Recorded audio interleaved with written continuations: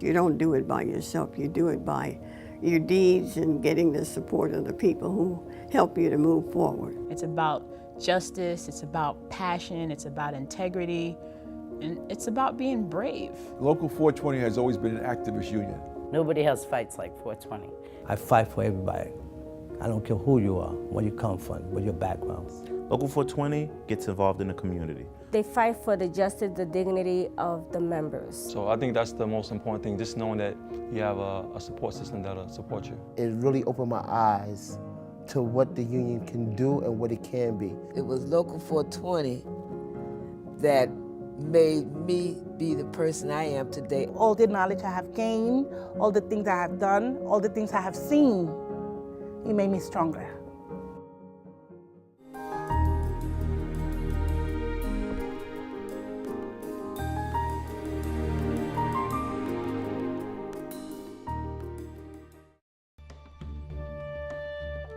Local 420 was formed in 1954. We represent workers in 11 public hospitals and clinics around New York City. It was created to give workers a voice. It was created to protect workers on the job from unsafe working conditions, and more importantly, to lift people up to the middle class. You didn't have very much dignity. The workers felt inferior. There was no promotional opportunities. You was just there to do what you were told to do. And you was a thing rather than a person. Then I could see early on that it was necessary to belong to a union and not be subjected to verbal abuse from a supervisor without having at least someone to help you represent yourself. Lillian Roberts came in from Chicago with Victor Gottbaum.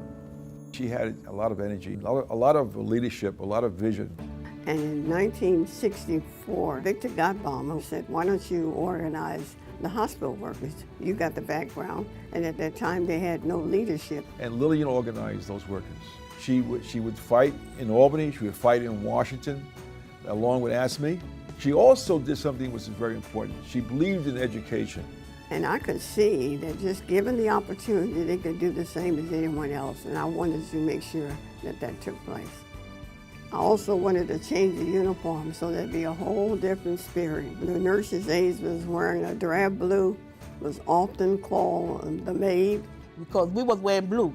We was wearing blue uniform. The nurses' aides was wearing blue uniform with a little white collar. We were able to get funds, and we were able to have a training program and change the uniforms, and it was a whole different situation. But we looked good in our white. At that time, they had the jumpsuits. Oh yeah, we was looking good with the jumpsuit. That was one of the things that they fought for. We won, and I love it. I love it. You know, because it makes you look impressive, but the white had just did something for the nurses' aid morale. It went up after they got to wear the white. Yeah.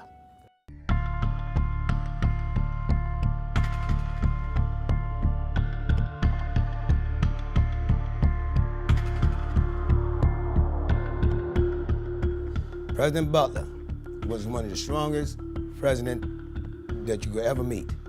With his leadership, Local 420 became one of the strongest unions.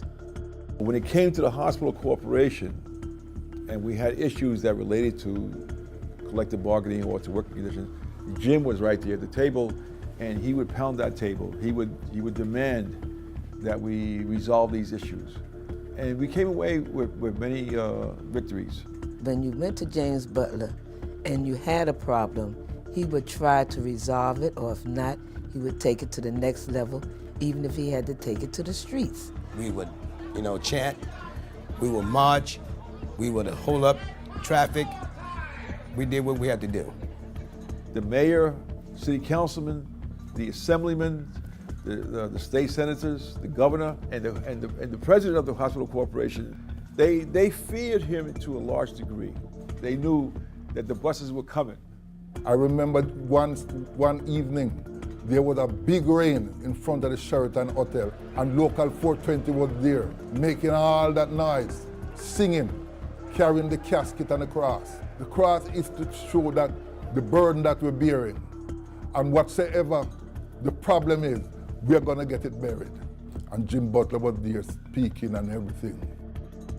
His favorite word was fired up, can't take no more. We fired up, can't take no more. We're not going to take no more.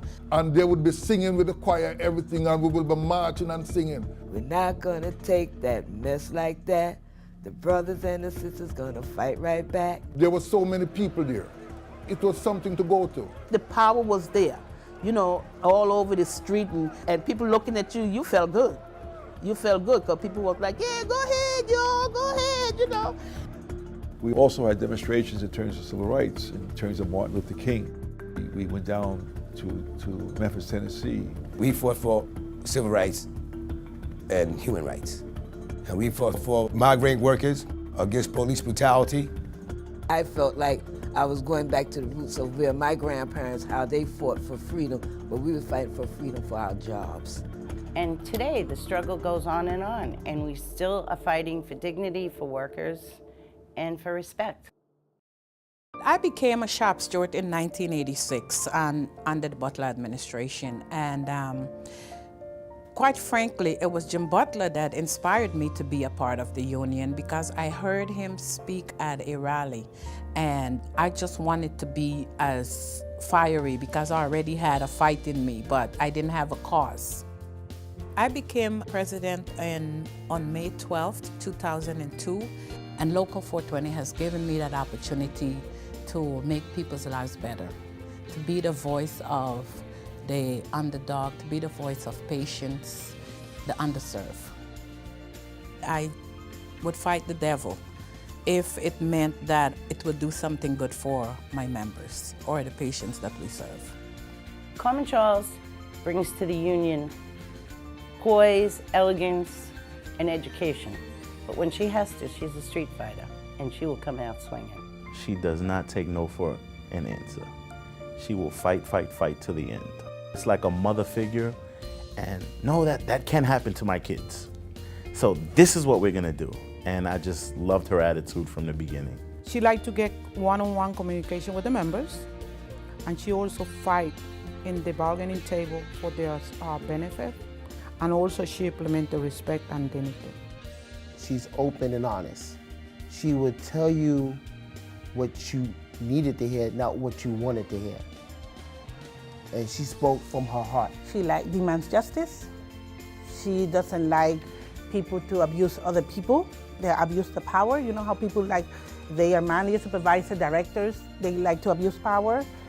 She doesn't like that, and she let them know. She said she doesn't give two rats about it.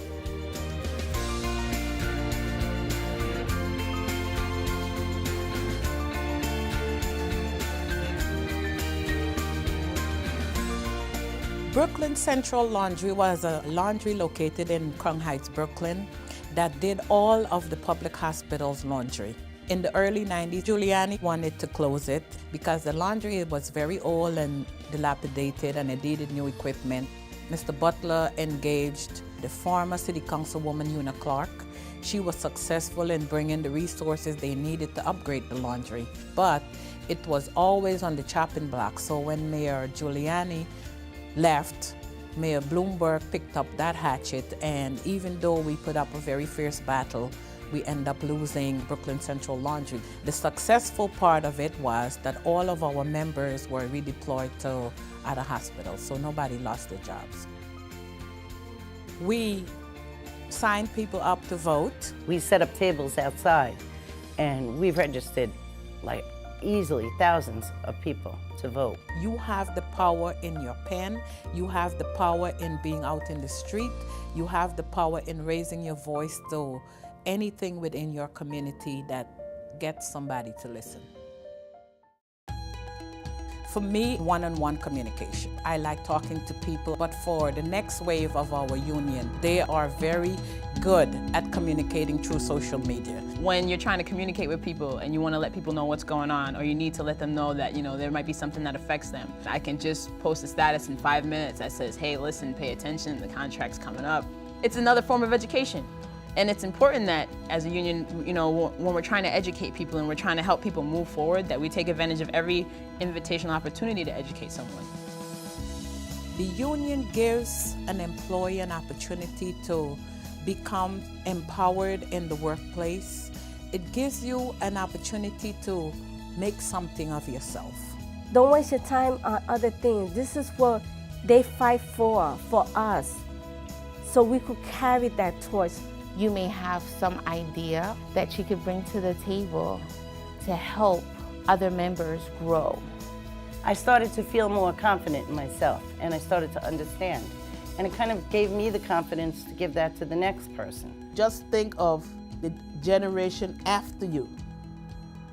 You know, the generation that's going to come after you leave, is just like a trail. You know, I left that for you. You have to leave for somebody else and learn as much as you can about your union.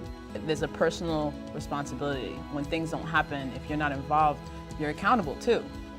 And it's not just you that suffers, it's everyone that suffers. So, you know, being a part of a union isn't just about helping yourself, it isn't just about getting yourself out of trouble. There are so many resources that you have available at your fingertips. And at the same time, it's important that we try to, I think, plant seeds in the minds of young people. We really need the young people to step up. We really do, because a lot of us are getting to that point where we're going to retire, and the union movement has to move on.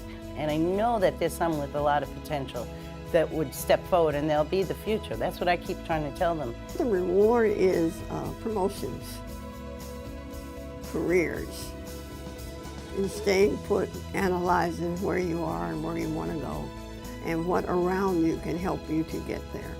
It's only in the union movement or organizations like the union that you take ordinary and create extraordinary. And I really believe that.